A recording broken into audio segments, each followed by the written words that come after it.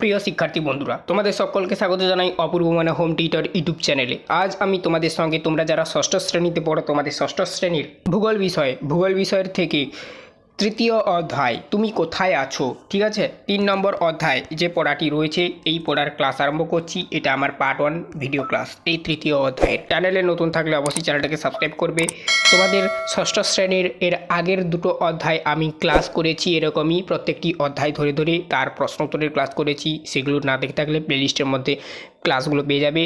প্লেলিস্টের link এই video ডেসক্রিপশানে দেওয়া রয়েছে। আর তোমরা ক্লাসগুলো দেখো, চ্যানেলটাকে সাবস্ক্রাইব করো না, প্লিজ সাবস্ক্রাইব করে নিও, ঠিক আছে। অনেকেই করো না, তার জন্য তোমাদের কাছে নোটিফিকেশান পৌঁছায় না, এটা বললাম এই জন্য যে সাবস্ক্রাইবটা করে নিও। তো ফার্স্ট আমাদের আজকের যেহেতু প্রথম ক্লাস তৃতীয় অধ্যায়ের আমরা খানিকটা পড়ব, ঠিক আছে। আলোচনাটা শুরু করছি। জাস্ট দেখো কি বলেছে। বিনয় স্কুল থেকে ফিরে মাঠে চলে এলো। পাড়ার গোপালদা ফুটবল খেলা শেখাবে, আরও অনেকে এসেছে। গোপালদার বাঁশি বাজতেই যে যার জায়গায় মতন দাঁড়িয়ে গেল বা দাঁড়িয়ে পড়লো। উত্তর দিকে গোলপোস্টার থেকে প্রায় 20 পা আর মাঠের ধারের ক্লাব ঘর ঘেঁষে প্রায় 25 পা হবে এরকম একটা জায়গায় দাঁড়িয়ে পড়লো বিনয়। তাহলে বিনয়ের অবস্থানটা এখানে ব্যাখ্যা করা হয়েছে। কোনখান থেকে কোনখান? এইখানটা দেখো, উত্তর দিকের গোলপোস্ট থেকে প্রায় 20 পা আর মাঠের ধারের ক্লাব ঘর ঘেঁষে প্রায় 25 পা, এই অবস্থানটা এটা ব্যাখ্যা করা হয়েছে। কার না? বিনয়ের। সে যে দাঁড়িয়েছিল তার দাঁড়িয়ে থাকার জায়গাটার আর কি তুলনা দেওয়া হয়েছে। দেখো কি বলা রয়েছে।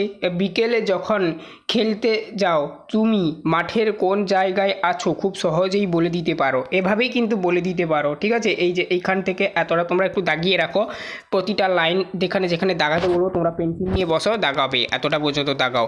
দেখো এর থেকে আমরা অবস্থানটা সম্পর্কে বুঝতে পারি আমি কোনখানটায় দাঁড়িয়ে আছি। ধরো আমি বা তোমরা মাঠে খেলতে গেছো, কোনখানটায় দাঁড়িয়ে রয়েছে এভাবেই তোমরা বলতে পারো। কি বলা রয়েছে দেখো, গাছ, খুঁটি, ল্যাম্পপোস্ট বা রাস্তা এরকম যে কোনো কিছু থেকে তুমি কতটা দূরে, এভাবেই তোমরা অবস্থান মানে তুমি অবস্থানটা বলে দিতে পারো কি। তার জন্য বলা রয়েছে এভাবেই তোমার অবস্থান বলবে, তাই তো। তো তোমাকে জিজ্ঞেস করছে কিন্তু যদি মাঠের ধারে বা আশেপাশের কোনো কিছুই না থাকে তাহলে তুমি কিভাবে বলতে পারবে? সেক্ষেত্রে তুমি কিভাবে বলবে সেটা তোমাকে এটা প্রশ্ন করছে, ঠিক আছে। তুমি কোথায় আছো তুমি কিভাবে বলবে, এটা তোমাকে প্রশ্ন করছে। তুমি উত্তরটা কীভাবে বলবে দেখো, মানে তুমি কোথায় রয়েছো কীভাবে বলবে দেখো। এবারে দেখো কি বলেছে, ভেবে দেখো। এইখানটা একটা টপিক দেওয়া রয়েছে, এখানে একটা ছবি লক্ষ্য করতে পারছো। তুমি দাঁড়িয়ে রয়েছো পৃথিবীর উপর, বা এটা পৃথিবীর উপর হতে পারে কিন্তু এটা একটা মাঠে দাঁড়িয়ে রয়েছো, ঠিক আছে। তো দেখো এখানে দেখো, ভেবে দেখো এই প্রসঙ্গে কী বলা রয়েছে। পৃথিবীর ওপর তুমি কোথায় দাঁড়িয়ে আছো, এই প্রশ্নের উত্তর তুমি কিভাবে দেবে। দেখো তোমার নিজের ফুটবল হাতে নিয়ে দেখো, বলের গায়ে একটা আঙুল রেখে বলো তুমি মানে তুমি বলের কোথায় আঙুলটা রেখেছ, ঠিক আছে। বলের ওপর আঙুল দিয়ে তোমাকে বলতে বলছে, ঠিক আছে। তারপরে দেখো, মানে আমাদের পৃথিবীটা কি গোল, তো আমাদের পৃথিবীটা গোল ঠিক বলের মতন, এই জন্য বলেছে। দেখো কি বলা রয়েছে, সমতল পৃষ্ঠে কোনো জায়গায় অবস্থান বা দিক বলা সহজ। তাহলে কী হলো, যদি কোনো বস্তু সমতল হয় এরকমই তাহলে তার দিক বা অবস্থান বলা সহজ, ঠিক আছে। কিন্তু যদি গোলাকার হয়, এই দেখো, কিন্তু যার কোনো ধার নেই, মানে কোনো বলের তো কোনো ধার থাকে না, বলটা কি গোল, এর কোনো ধার নেই। সমতলের কি এদিকে একটা ধার আছে, এদিকে একটা ধার আছে, এদিকেও থাকতে পারে সাইডে, এদিকেও থাকতে পারে, ঠিক আছে। তো ধার কিন্তু গোলাকার জিনিসের ধার নেই, কোনো মানে কোন নেই, ওপর নিচ বলে কিছু নেই, ঠিক আছে। সেখানে দাঁড়িয়ে তোমার অবস্থান, ঠিক আছে, বলতে পারা সহজ নয়। অবস্থান বলতে পারা সহজ নয় আর কি সেখানে দাঁড়িয়ে।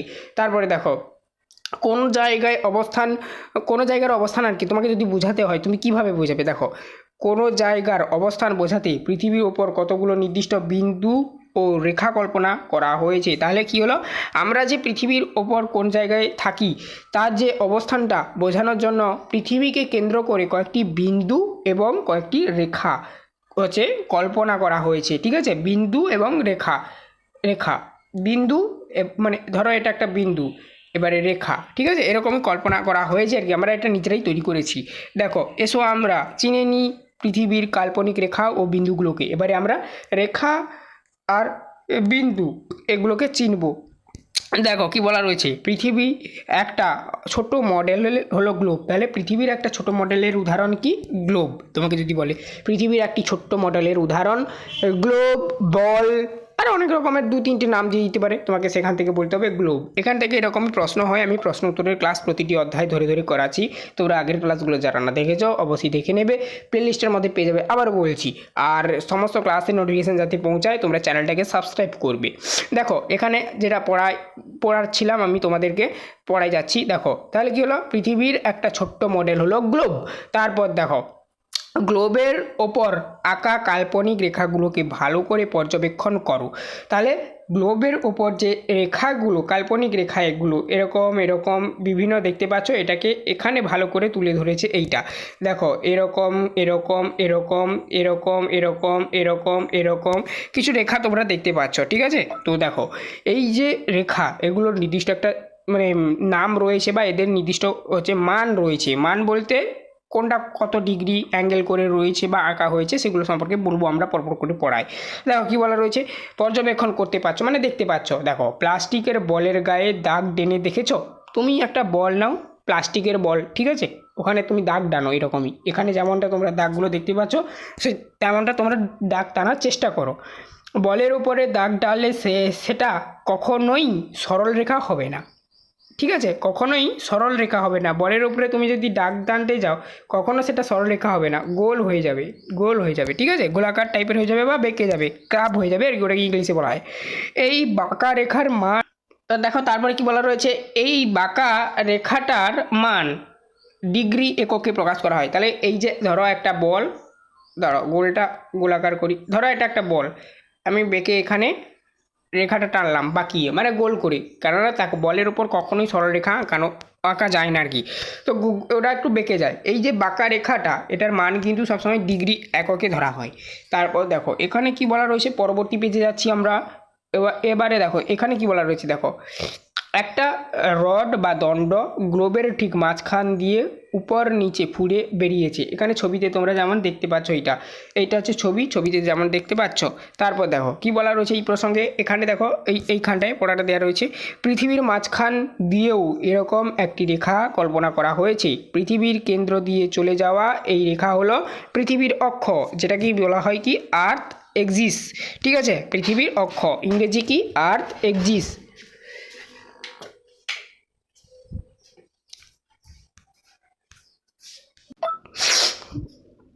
তারপর দেখো পৃথিবীর অক্ষের উত্তর প্রান্ত হলো উত্তর মেরু, যেটাকে ইংলিশে কি বলা হয় নর্থ পোল। দক্ষিণ প্রান্ত হলো দক্ষিণ মেরু, যেটাকে বলা হয় ইংলিশে সাউথ পোল। বোঝা গেল? তাহলে নর্থ পোল কাকে বলা হয় আর সাউথ পোল কাকে বলা হয়, বা উত্তর মেরু কাকে বলা হয়, দক্ষিণ মেরু কাকে বলা হয়। তোমাকে যদি প্রশ্ন বলে তুমি বলবে পৃথিবীর উত্তরের, ঠিক আছে, পৃথিবীর অক্ষের উত্তর যে প্রান্ত সেই উত্তর প্রান্ত হলো উত্তর মেরু, তোমরা বলবে এরকম।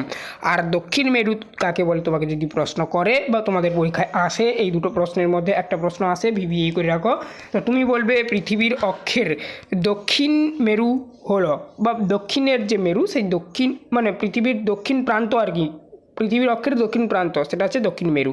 আমি প্রশ্ন উত্তরের ক্লাস নিয়ে আসবো, ওখানে গুছিয়ে তোমাদের প্রশ্ন এবং উত্তরগুলো আলোচনা করে দেবো, অবশ্যই ক্লাসগুলো দেখতে থাকো। তারপর এই দুটো লাইন তোমরা দাগাবে, ঠিক আছে? দেখো পৃথিবীর অক্ষ, এই যে তোমাকে যদি বলে পৃথিবীর অক্ষ কাকে বলে, বলবে পৃথিবীর কেন্দ্র দিয়ে চলে যাওয়া এই রেখা, মানে তোমাকে এটা গুছিয়ে লিখতে হবে ভাষায়, যে পৃথিবীর কেন্দ্র দিয়ে চলে যাওয়া রেখা হলো পৃথিবীর অক্ষ, এভাবে লিখতে হবে গুছিয়ে। তারপর তোমাকে যদি বলে উত্তর মেরু কাকে বলে, পৃথিবীর অক্ষের উত্তর প্রান্ত হলো উত্তর মেরু। তোমাকে যদি বলে দক্ষিণ মেরু কাকে বলে, তোমাকে বলতে হবে পৃথিবীর দক্ষিণ মানে হচ্ছে পৃথিবীর অক্ষের দক্ষিণ প্রান্ত আর কি হলো দক্ষিণ মেরু, এভাবে গুছিয়ে লিখতে হবে। এই অবধি তোমরা দাগাও, এখান থেকে জাস্ট দাগানো আরম্ভ করবে, প্রতিটা লাইন তোমরা দাগাবে। তারপর দেখো দুই মেরুর থেকে সমান দূরে গ্লোবের ঠিক মাঝ বরাবর একটি বৃত্ত আঁকা রয়েছে বা আঁকা আছে। ওই বৃত্তের বরাবর গ্লোবটি দুটো সমান ভাগে বিভক্তিত। এইখানটায় দেখো, এখানটায় বোঝানো হয়েছে ছবির দ্বারা। তারপর দেখো এই যে এখানটায় যে সমানভাবে গ্লোব, এদিকটাও সমান রয়েছে, মানে নিচের দিকটাও সমান রয়েছে আর ওপরের দিকটাও সমান রয়েছে, মানে এদিকটা সমান এদিকটাও সমান, এই মাঝখান দিয়ে একটা রেখা টানা রয়েছে আর কি। এই রেখাটা সম্পর্কে এবারে আমরা পড়বো। দেখো দুই মেরু থেকে সমান দূরে পৃথিবীর মাঝ বরাবর পূর্ব পশ্চিমে বিস্তৃত এই কাল্পনিক রেখাটিকে বলে নিরক্ষরেখা। তাহলে এখান থেকে তোমাকে যদি বলে নিরক্ষরেখা কোনটা, তুমি বলবে এটা, এটাই হচ্ছে নিরক্ষরেখা। এই যে একটা রেখা আর রয়েছে দেখো, এই গোলাকার রেখাটা, এটা হচ্ছে নিরক্ষরেখা। এর মান এবারে রয়েছে, সেটাও আমরা পড়ায় দেখব।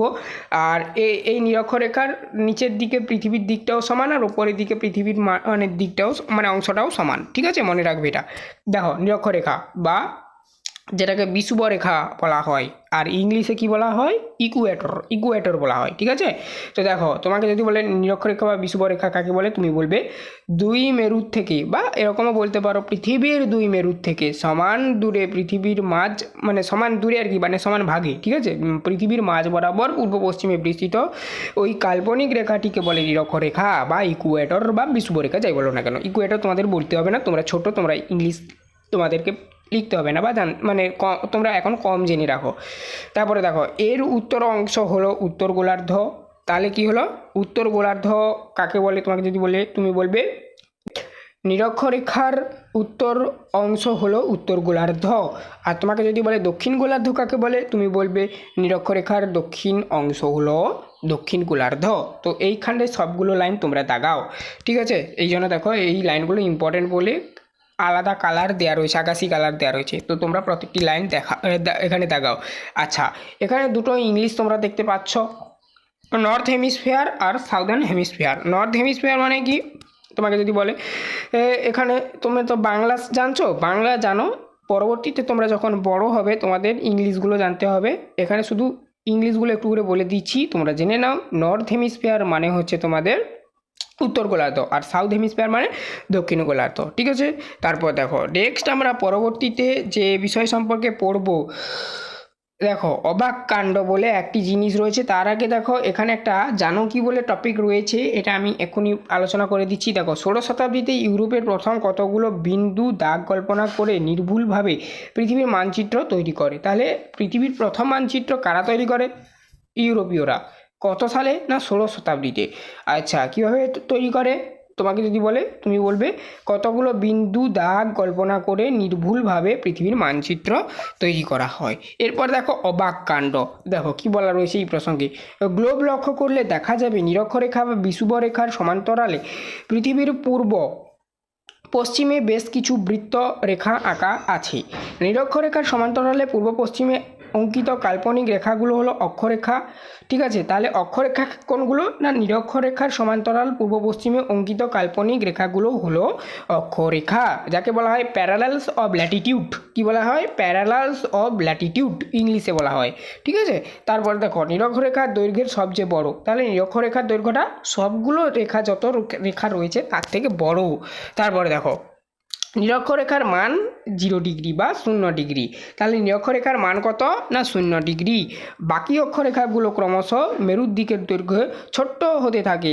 সব অক্ষরেখাই পূর্ণবৃত্ত, তাহলে সব অক্ষরেখা কিন্তু পূর্ণবৃত্ত, অর্ধবৃত্ত কেউ নেই, মানে প্রতিটি রেখা পূর্ণ ও মানে কেউ অর্ধ অবস্থায় নেই, ঠিক আছে। তো তারপরে দেখো পৃথিবীর উত্তর মেরুর মান 90 ডিগ্রি, তাহলে পৃথিবীর উত্তর মেরুর মান কত, 90 ডিগ্রি। এই লাইনগুলো এখান থেকে যা কিছু সমস্ত লাইন একটু একটু করে আস্তে আস্তে করে তলায় দাগ মারো পেন্সিল দিয়ে। তারপরে দেখো পৃথিবীর উত্তর মেরুর মান 90 ডিগ্রি ও দক্ষিণ মেরুর মান কত, 90 ডিগ্রি। তাহলে দুটো, উত্তর মেরুর মান যা, দক্ষিণ মেরুর মান তা, ঠিক আছে। তারপরে দেখো এবারে দেখো, এবারে এখানে একটা জিনিস দেওয়া রয়েছে, পৃথিবী কোথায় দাঁড়ালে তোমরা সব দিকই দক্ষিণ দিক হবে বলো তো, মানে তুমি পৃথিবীর কোন জায়গায় দাঁড়ালে পৃথিবীর সব দিকটাই দক্ষিণ দিক হবে তোমার। মানে দেখো নিরক্ষরেখা ছাড়া পৃথিবীর অন্যান্য বিশেষ বিশেষ অক্ষরেখা, দেখো এবারে আমরা যে বিষয় সম্পর্কে পড়ব, নিরক্ষরেখা ছাড়া পৃথিবীর অন্যান্য বিশেষ বিশেষ অক্ষরেখা। নিরক্ষরেখার উত্তরে কর্কটক্রান্তি রেখা, যার মান কত না 23.5 ডিগ্রি। এগুলো আমরা আগের অধ্যায়ে যে পড়া ছিল সেখানে আমরা জেনেছি। সুমেরু বৃত্ত রেখার মান কত, 66.5 ডিগ্রি উত্তর। তারপরে দেখো আর এগুলো কি ইংলিশে বলা হয় কি, ট্রপিক অফ ক্যান্সার, কোনটাকে বলা হয় না নিরক্ষরেখাকে বলা হয়। তারপরে সুমেরু বৃত্ত রেখা, এটাকে বলা হয় কি না আর্কটিক সার্কেল, এটাকে ইংলিশে বলা হয়। তারপরে দেখো নিরক্ষরেখার দক্ষিণে মকরক্রান্তি রেখা, যার মান কত, যার মান হচ্ছে 23.5 ডিগ্রি দক্ষিণ। তাহলে কত, নিরক্ষরেখার দক্ষিণে যে মকরক্রান্তি রেখা তারও মান কত, 23.5 ডিগ্রি দক্ষিণ, ঠিক আছে। তারপর দেখো আর কুমেরু বৃত্তরেখা এর মান কত ৬৬৬ ডিগ্রি দক্ষিণ। ঠিক আছে, তো আচ্ছা পরবর্তী ক্লাসে আমরা দেখো পরবর্তী যে পড়াটি রয়েছে নিজেই বুঝে নাও। এই প্রসঙ্গে আমরা আলোচনা আরম্ভ করব পার্ট 2তে এই অধ্যায়ের, অর্থাৎ তৃতীয় অধ্যায়ের। ঠিক আছে, পেজ নাম্বারটা বলে দিচ্ছি, পেজ নাম্বারটা দেখো এখানে ২১ নম্বর পেজ। ঠিক আছে, এই প্রসঙ্গে পড়া আরম্ভ করব, এখান থেকে পড়াবো তোমাদের। ছোট ছোট করে আমি ক্লাসগুলো দেবো এরকমই, তো তোমরা যাতে বুঝতে পারো। তোমরা এখন ছোট, তোমাদের বেশি করে পড়ালে তোমরা বুঝতে পারবে না। ঠিক আছে, তো চলো আজকের ক্লাসটা এখানেই শেষ করছি। যদি কোথাও বুঝতে অসুবিধা হয় কমেন্ট করে বলতে পারো। আর এই চ্যাপ্টার থেকে যা যা প্রশ্ন হবে আগে আমি পুরো চ্যাপ্টারটা কভার করব, অর্থাৎ পার্ট 1, পার্ট 2, পার্ট 3 করে ক্লাসগুলো বের করে দেবো। তারপরে আমি আবার প্রশ্ন উত্তরের ক্লাস আলোচনা করাবো। ঠিক আছে, আজকের এই অবধি, সবাই ভালো থেকো, দেখা হবে নেক্সট ভিডিওতে।